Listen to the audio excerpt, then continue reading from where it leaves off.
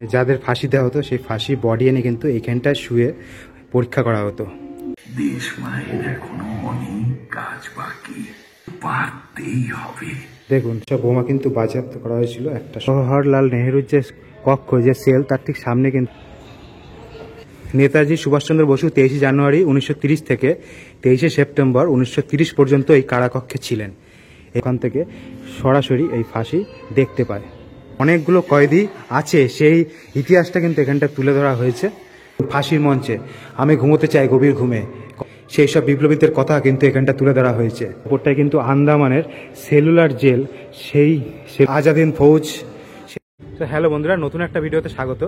আমি এই মুহূর্তে দাঁড়িয়ে আছি আলিপুর জেল মিউজিয়াম, যেখানে আসলে কিন্তু মনে পড়ে যায় দেশ সংগ্রামীর কথা, দেশাত্মবোধের কথা। একটা আলাদা ইতিহাস কিন্তু এই চোখে ভাসে এই জায়গাটায় আসলে। এখানে কি করে আসবেন, কত টাকা এখানে টিকিট প্রাইস, কী করে ঘুরবেন, সমস্ত ডিটেলস কিন্তু থাকবে এই ভিডিওতে। তো চলুন শুরু থেকে শুরু করা যাক। তো বন্ধুরা, আমরা নামলাম Jatin Das park metro station. এখান থেকে যেতে হবে কিন্তু আলিপুর জেল মিউজিয়াম।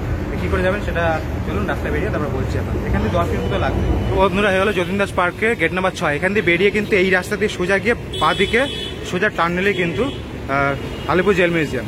তো বন্ধুরা, এদিকে যতীন দাস পার্ক স্টেশন, ওদিক দিয়ে একটুখানি বেরিয়ে আসলেই এই রাস্তা ধরে গেলেই কিন্তু আলিপুর জেল মিউজিয়াম। বেশি দূর না, 800 মিটার হেঁটে, পায়ে হেঁটে মোটামুটি 10 মিনিট লাগবে। তো বন্ধুরা, আলিপুর জেল মিউজিয়ামের ঠিক সামনেই আছি। আর এখানে দেখতে পাচ্ছেন আলিপুর মিউজিয়াম বাস স্ট্যান্ড। এখানটা কিন্তু বাস স্ট্যান্ড, বাসে করে আপনারা আসতে পারেন বিভিন্ন জায়গার থেকে। তো চলুন ভেতরে যাই। সো বন্ধুরা, এটা হলো লাইট শো যেটা হয় মিউজিয়ামে, সেই লাইট শোয়ের টাইম দেওয়া আছে। সন্ধ্যে 6টা থেকে একটা হয়, আর 7টা থেকে একটা হয়, মঙ্গলবার থেকে রবিবার অবধি। এখানে টিকিট মূল্য কিন্তু এই সাইডে টিকিট কাটতে হবে আপনাদের। টিকিট মূল্য 30 টাকা এন্ট্রি ফি।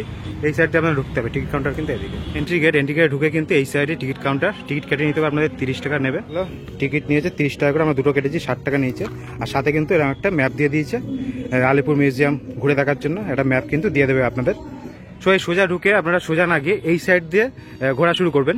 এই সাইড দিয়ে আর কি শুরু হবে। এই সাইড দিয়ে ঘুরে আপনারা গোল গোল করে ঘুরে আসতে পারবেন। আর এখানে ম্যাপ তো দেওয়া আছে, প্রত্যেক জায়গায় কিন্তু এরকম ধরনের ম্যাপ আপনারা পেয়ে যাবেন। এই জায়গাটা প্রথমে আপনারা দেখতে পারবেন প্রমোদ চৌধুরী, অনন্ত হরিমিত্র, দীনেশ গুপ্ত, অনেকের কিন্তু এখানে মূর্তি এইভাবে কিন্তু করা আছে। সোজা হাটটাতে চলে আসলাম এই জায়গাটায়। এখানে দেওয়া আছে এই সোজা এই সাইডে কিন্তু ফাঁসির মঞ্চ, নেহেরু সেল, নেতাজি সেল কিন্তু এই সাইডটায় আছে। তো চলুন যা যাক। চলে আসলাম ফাঁসির মঞ্চের যে জায়গাটা। এখানে আসলেই কিন্তু গায়ে কাটা দিয়ে ওঠে। আর একটা জিনিস আপনাদের বলি, এখানে কিন্তু গান চলছে।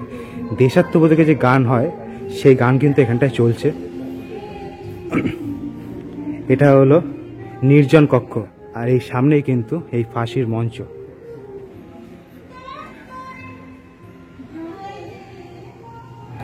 এই ফাঁসি মঞ্চের জায়গাটা আসলেই কিন্তু মনে পড়ে যায় সেই সব ইতিহাসের কথা, যেখানে বহুত বিপ্লবী যারা আছেন তারা কিন্তু এই জায়গায় কিন্তু ফাঁসিতে ঝুলেছে। এখানে 100তে 2টো ফাঁসিও কিন্তু দেওয়া হতো। আর এই ফাঁসির মঞ্চের ঠিক সামনে ওইখানে যে সেলগুলো দেখছেন, ওই সেলগুলো এই কারণে ওখানটা রাখা হয়েছে যাতে ওইখান দিয়ে জানলায় দাঁড়িয়ে কিন্তু এই ফাঁসি দেখতে পারে। আর সেটা দেখে যাতে কেউ শুধরে যায় কিংবা সত্যি কথাটা যেন ভয়তে বলতে পারে, সেই জিনিসটার জন্য কিন্তু ওই জানলাগুলো করা হয়েছে যাতে ওখান থেকে সরাসরি এই ফাঁসি দেখতে পায়। এখানে যারা শহীদ হয়েছে তাদের কিন্তু একটা তালিকা দেওয়া আছে। এই যেমন দেখতে পাচ্ছেন কানাইলাল দত্ত, সত্যেন্দ্রনাথ বসু, আলিপুর জেলে শহীদদের তালিকা। আর এই জানলায় দেখতে পাচ্ছেন যেগুলো মূর্তিগুলো দাঁড়িয়ে আছে, ঠিক এইভাবে কিন্তু দাঁড়িয়ে দাঁড়িয়ে দেখতো এখানে ফাঁসি দেওয়া হচ্ছে। এই জায়গাটা কিন্তু খুবই শান্ত, মানে আসলে কিন্তু একটা গায়ে কাটা দিয়ে উঠবে, কারণ একটা ফাঁসির মঞ্চ ভাবতেই পারছে। ফাঁসির যে মঞ্চ তার পাশেই কিন্তু এখানটা আছে শবদেহ পরীক্ষা কক্ষ। এখানে কিন্তু পোস্টমর্টম হতো, মানে যাদের ফাঁসি দেওয়া হতো সেই ফাঁসি বডি এনে কিন্তু এইখানটায় শুয়ে পরীক্ষা করা হতো। সেটা ভাবলে কিন্তু এটা গায়ে কাটা দিয়ে উঠছে, সত্যি একটা বিরাট ব্যাপার। নির্জন কক্ষ, এখানে ফাঁসি দেওয়ার আগে কিন্তু এই জায়গাটায় রাখা হতো কয়েদিদের, এই সেলটাই কিন্তু রাখা হতো। এখানে দেখতে পাচ্ছেন একটা ফাঁসির দড়ি এইভাবে করা আছে। আর এখানে বেশ কিছু সেল আছে যেখানে কিন্তু এক করে মানে একজন করে কিন্তু রাখা হতো। সেই জায়গায় যেখানে শেষ ইচ্ছাটা পূরণ করার জন্য কিন্তু এখানে মানে ফাঁসির আগের দিন রাখা হতো। এখানে পরপর অনেকগুলো সেল কিন্তু আছে। এখানে রাখার পরের দিনে কিন্তু ফাঁসি হতো। আপনারা দেখায় এই জেলগুলোর কিন্তু এই যে তালাটা কিন্তু ঠিক এই সাইডে। যাতে ভেতর দিয়ে তালায় কোনো আর কি কিছু করতে না পারে, সেজন্য কিন্তু তালার সিস্টেমটা কিন্তু এইখানটায়। এখানে সেলে কিন্তু ঢুকেছি, এইখানটায় শোয়ার জায়গা সেলের ভেতরে, আর এইখানটা একটা শোয়ার জায়গা। এই সেলটা একটু বড় আছে। কত ভয়ানক একটা ব্যাপার ছিল আপনারা একবার কল্পনা করে দেখুন। এই সেলের ভেতরে কিন্তু আপনারা যেতে পারবেন, এই জায়গাটা দেখতে পারবেন। এরকম বড় একটা লাইটের ব্যবস্থাও আছে, আর দু সাইডে কিন্তু দুজন শোয়ার ব্যবস্থাও কিন্তু ছিল এই সেলটায়। এই ফাঁসির সেল পার করে পাশে কিন্তু নেতাজি সেল আছে, বিধানচন্দ্র রায় সেল। চলুন এর ভেতরে যাওয়া যাক। এই সেলটা পার করে কিন্তু এই ওপরেও যাওয়া যাবে। আগে কনস্ট্রাকশনের কাজ চলছিল তাই জন্য বন্ধ ছিল, এখন কিন্তু যাওয়া যাবে। এই বসে যে কক্ষ সেটা কিন্তু এই ওপরেই আছে, আপনারা অবশ্যই এই জায়গাটা অবশ্যই আসবেন। একটা সেল আছে পরপর, আর এই ওপরের তলায় কিন্তু বেশ কিছু সেল আছে, যেমন সুভাষচন্দ্র বসু, নেতাজি সুভাষচন্দ্র বসু 23 জানুয়ারি 1930 থেকে 23 সেপ্টেম্বর 1930 পর্যন্ত এই কারাকক্ষে ছিলেন। নেতাজি সুভাষচন্দ্র বসুর একটা মূর্তি এখানে রাখা আছে। এটা ভাবতে পারেন, একটা অবাক করা বিষয়, কিন্তু এই সেলে কিন্তু নেতাজি সুভাষচন্দ্র বসু ছিলেন। এই যে সেলটা দেখালাম ফাঁসি মঞ্চের সামনে, এই সেলের ওপর দোতলায় আসলে কিন্তু নেতাজি সুভাষচন্দ্র বসুর সেলটা আপনারা দেখতে পারবেন। আর এখানটা আছে দেশবন্ধু চিত্তরঞ্জন দাসের সেল, আর এখানটা আছে যতীন্দ্র মোহন সেনগুপ্ত সেল, এখানটা আছে বিধানচন্দ্র রায়ের সেল। এখানে নিচের তলায় বেশ কিছু কক্ষ আছে, সেল আছে, আর ওপরের তলায় কিন্তু আছে নেতাজি সুভাষচন্দ্র বোসের যে সেল, সেটা কিন্তু এই দোতলায়। আপনারা অবশ্যই কিন্তু এখানটা যাবেন। ওপাশ দিয়ে চলে আসলাম এই জায়গাটায়, এটা হলো নেহেরু সেল। তো চলুন ভেতরে যাওয়া যাক। এটা হলো নেহেরু সেল। জওহরলাল নেহেরু 17 ফেব্রুয়ারি 1934 থেকে 7 মে 1934 পর্যন্ত এই কারাকক্ষে ছিলেন। এই যে জওহরলাল নেহেরুর মূর্তি একটা করা আছে এখানটা সেলটার মধ্যে।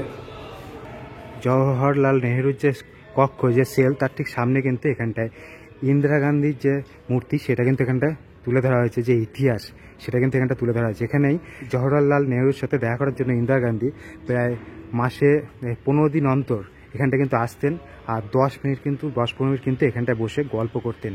এটা ওল্ড গোডাউন, পুরনো গুদাম ঘর, কিন্তু এখন আপাতত কাজ চলছে তাই ভেতরে আপাতত ঢুকলাম না। সামনে এগিয়ে যে আর কি আছে দেখা যাক। এটা হলো সেল 1-2। ঘুরতে ঘুরতে এবার চলে আসলাম সেল 1-2-তে। এখানে দুখানা সেল আছে দেখতে পাচ্ছি। তো বন্ধুরা, এইখানে যে সেল দুটো দেখছেন, এর মধ্যে কিন্তু এই সেলটাই কিন্তু ঢুকে আপনারা ছবি তুলতে পারবেন। সেলটা খোলা থাকে, অসুবিধা নেই। আর বন্ধুরা, এটা হলো পুলিশ মিউজিয়াম। চলুন ভেতরে যাওয়া যাক। এগুলো একটা প্রদর্শনীর জায়গা, যেখানে কিন্তু পুরনো যে ঐতিহাসিক হিস্টোরি, সেটা কিন্তু সেই সব জিনিস কিন্তু এখানটায় রাখা হয়েছে। দেখতে পাচ্ছেন এখানে কতগুলো পিস্তল আছে। এটা 1910 সালে খুলনা যশোর গ্যাং সদস্যের দ্বারা ব্যবহৃত পিস্তল। পরের জায়গাটা চলে আসলাম। এখানে কিন্তু বন্দুক, বোমা, সেই জিনিসগুলো আছে অরিজিনাল, মানে আসল যে ব্যবহার হতো সেই বন্দুকগুলো কিন্তু এখানটা আপনারা দেখতে পারবেন। তাহলে একটা বোমার খোল, এবং এগুলো কিন্তু বোমার খোল, আসল যে বোম সেই বোমের খোল এগুলো। এটা হলো আগরপাড়া ডাকাতি 1915। এই সময়কার কিন্তু এইসব অস্ত্র শস্ত্র দেখতে পাচ্ছেন, এখানগুলো অস্ত্র কিন্তু এভাবে বাজেয়াপ্ত করা হয়েছিল। এই সমস্ত কক্ষে কিন্তু এরম ধরনের বোম, রিভলভারগুলো কিন্তু আপনারা দেখতে পারবেন। দেখুন আগেকার যুগের ইস্টার্ন গান। আমি এখন যে কক্ষটা দাঁড়িয়ে আছি, এই জায়গাটায় কিন্তু বিভিন্ন ধরনের অস্ত্র শস্ত্র, বোমার যে খোল, সেই জিনিসগুলো কিন্তু আপনারা এখানটা দেখতে পারবেন। এটা কিন্তু অনেকগুলো সেল আছে, সেল 5, আর এগুলো এক্সিবিশন। আর কাজী নজরুল ইসলাম সেল, সেটা কিন্তু এই সামনে হলো নজরুল কক্ষ। এবার আমরা চলে আসলাম নজরুল কক্ষে। আর এই যে পুরো মিউজিয়ামটা, পুরো জেলটা কিন্তু 21 ফুট পাঁচিল দিয়ে ঘেরা আছে। এগুলো আর কি সেলের যে জানলা, সেইগুলো কিন্তু এখানটায় দেখা আছে। এদিকে আপাতত যাওয়ার নিষেধ, বন্ধ। এখানে কবি নজরুল ইসলাম যে বসে গল্প বা কবিতা লিখছে, সেই মূর্তিটা কিন্তু এখানটা তুলে ধরা হয়েছে, সেই ইতিহাসটা এখানটায় দেখতে পাচ্ছেন। এখানটায় বেশ কিছু, আর এখানটায় বেশ কিছু ফটো আছে, আর ওখানটায় বই রাখা আছে নজরুল ইসলামের যে স্বরলিপি, কবিতা, গল্পের যে বইগুলো, সেই বইগুলো কিন্তু এখানটা রাখা আছে। এই সাইডেও কিন্তু রাখা আছে। এটা হলো নজরুল সেল। অবশ্যই এই জায়গাটা এসব ঘুরে যাবেন। হলো ঐতিহাসিক কারাকক্ষ, বন্দীদের জীবনচর্যা, সেটা কিন্তু এখানটা তুলে ধরা হয়েছে। এখান থেকে আপনাদের দেখায়, এই যে এই কক্ষটা কিন্তু অনেকটাই বড়, এটা বড় হল ঘর।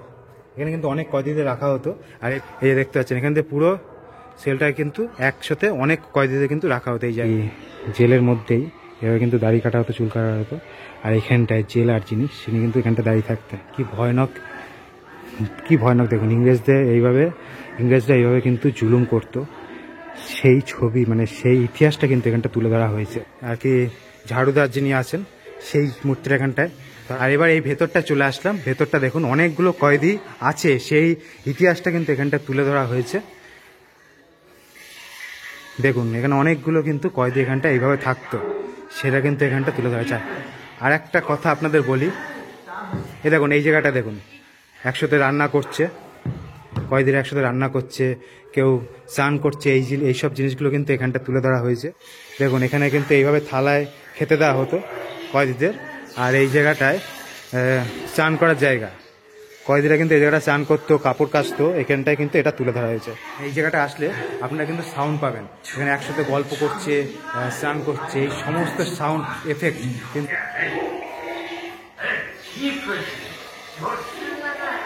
দেশ মায়ের এখনো অনেক কাজ বাকি।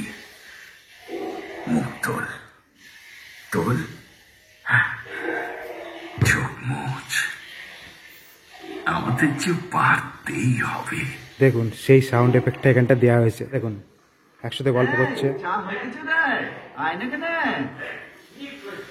মানে সেই সময়ে ক্যাদিদের জীবনটা কেমন ছিল সেটা কিন্তু এখানটা তুলে ধরা হয়েছে।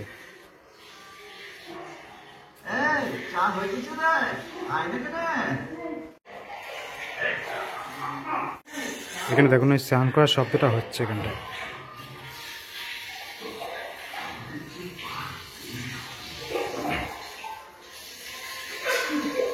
বন্দীদের যে জীবন চর্চা সেটা কিন্তু এখানটা তুলে ধরা হয়েছে, সাথে কিন্তু আপনারা সাউন্ড এফেক্টও শুনতে পারবেন। স্টেট নাম্বার 9 এটা, এখানে কিন্তু বিভিন্ন এক্সিবিশন আপনারা দেখতে পারবেন এই কক্ষটাতে। এই যে বিল্ডিংটা, এই বিল্ডিংটাতে কিন্তু বিভিন্ন রকম এক্সিবিশন আর কি দেখতে পারবেন আপনারা এখানটায়। তো চলুন ভেতরে যাই, কি আছে দেখি। এখানে এই যে পুরো জায়গাটা কিন্তু প্রদর্শনীর জায়গা। পিস্তলের মডেল, দীনেশ গুপ্ত ব্যবহৃত পিস্তলের অনুসরণে বিবর্ধিত রূপ। দেখুন এটা মডেল, কিন্তু এটা নেতাজি সুভাষচন্দ্র বসুর প্রতি শ্রদ্ধাঞ্জলি। এই যে কক্ষটা, অনেক ছবি, ইতিহাস আপনারা কিন্তু দেখতে পাবেন এই জায়গাটায়। আর এই জায়গাটা হলো ভারতের মুক্তি সংগ্রামে বাংলা, বিভিন্ন আর্ট, বিভিন্ন ইতিহাস, সেই সম্বন্ধে কিন্তু আপনারা এই জায়গায় জানতে পারবেন। সংগ্রামীদের যেসব কথা আছে, যেসব মানে হিস্ট্রি আছে, সেই জিনিসটা কিন্তু, সেই এক্সিবিশনটা কিন্তু এখানটায় আপনারা দেখতে পারবেন।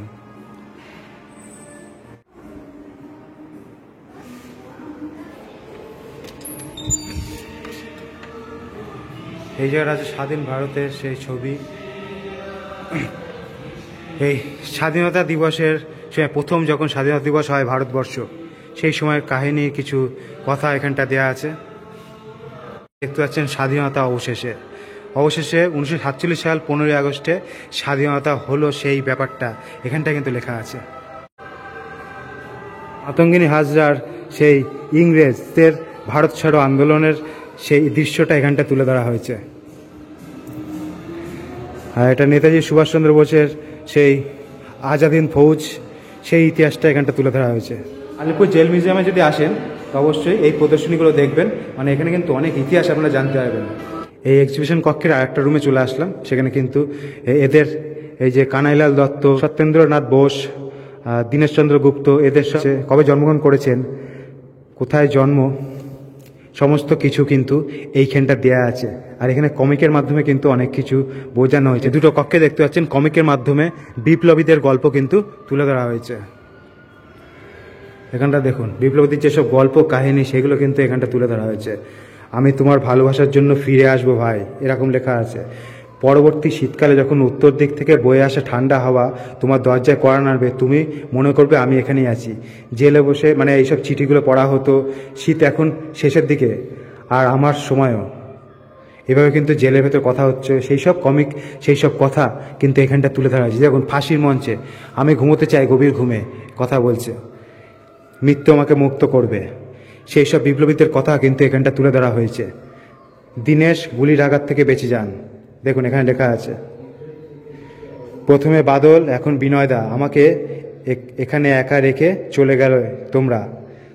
এইভাবে কিন্তু পুরো কমিকের মাধ্যমে পুরো গল্প, পুরো কাহিনী কিন্তু এই এক্সিবিশনে এই জায়গাটায় আপনারা দেখতে পারবেন। অরবিন্দ ঘোষের প্রতি শ্রদ্ধাঞ্জলি হিসাবে এখানটায় কিন্তু আর একটা কক্ষ করা হয়েছে এক্সিবিশনের। অনেক রকম ছবি, ইতিহাস, কবে জন্ম, কোথায় জন্ম, সমস্ত কিছু এই কক্ষটায় আপনারা দেখতে পারবেন। যাই হোক বন্ধুরা, এই যে আলিপুর জেল মিউজিয়ামের যে এক্সিবিশন হল, সেখানটায় আপনাদের ঘোরালাম। জায়গাটা কিন্তু সত্যিই ভালো। অনেক ইতিহাস কিন্তু আপনারা জানতে পারবেন এখানে এক্সিবিশনের মাধ্যমে। এখানে কমিকের মাধ্যমে অনেক গল্প, কথা, সমস্ত কিছু কিন্তু তুলে ধরা হয়েছে। সেই সময়কালের সমস্ত গল্প কিন্তু এই এক্সিবিশনের মাধ্যমে আপনারা জানতে পারবেন। কক্ষটা আপনাদের ঘুরে দেখালাম। ওটা পার করে এসে এই সাইডটায় কিন্তু আর একটা প্রদর্শনী কক্ষ আছে, এক্সিবিশন হল। সেটা চলুন কি আছে দেখি। আর এখানে কিন্তু দুর্গা ঠাকুর যে প্রতিমা, সেইগুলো কিন্তু এখানে রাখা হয়েছে পরপর কিছু প্রদর্শনীর জন্য। এখানে কিন্তু ডিজিটাল একটা ফ্রেম আছে যেখানে বিপ্লবীদের ছবি দেখাচ্ছে। কিন্তু এগুলো ডিজিটাল সব স্ক্রিন। এখানে বিভিন্ন ইতিহাস তুলে ধরা হচ্ছে স্ক্রিনের মাধ্যমে। এখানে সব ছবিগুলো আছে। ওপাশেও একটা ডিজিটাল স্ক্রিন আছে, এখানে কিন্তু ইতিহাস তুলে ধরা হচ্ছে। এই দেখুন, এখানে দেখা আছে আলিপুর জেল, কলকাতা।